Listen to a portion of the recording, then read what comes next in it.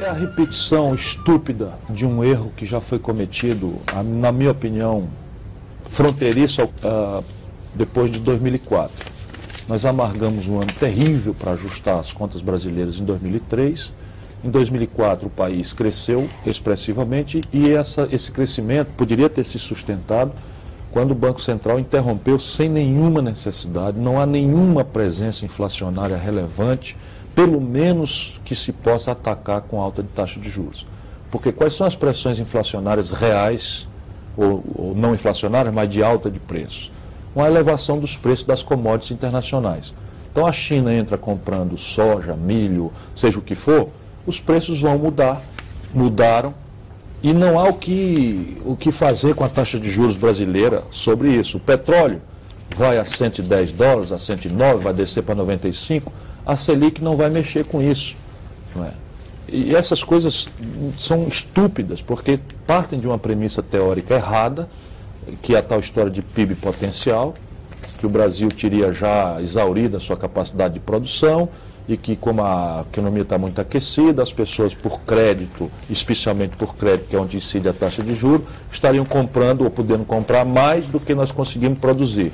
E isso, então, geraria uma espécie de leilão que faria os preços aumentarem. Isso é completamente estúpido para quem conhece a realidade brasileira. Só completar esse raciocínio.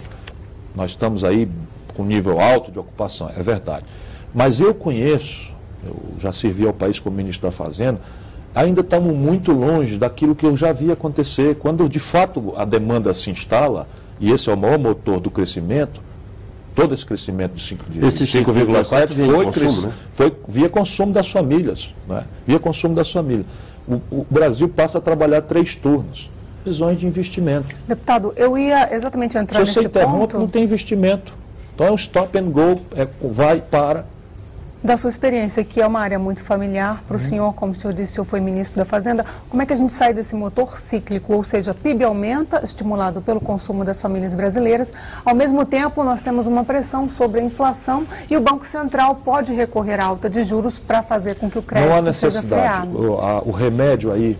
O remédio é resolver qualquer hiato de produto, ou seja, em algum setor, por exemplo, a indústria automobilística brasileira, se pegarmos de 12 meses para trás, está vendendo 3 milhões de carros. A capacidade instalada nominal é de 3 milhões de carros. Então, teoricamente, nós teríamos uma tendência de ter ágio no mercado automobilístico, etc. Ora, mas nós temos hoje a possibilidade transitória de ocupar esse espaço de demanda desatendida com importação. Tanto mais aproveitando que nós estamos hoje com o real supervalorizado, inclusive em detrimento propriamente o juro.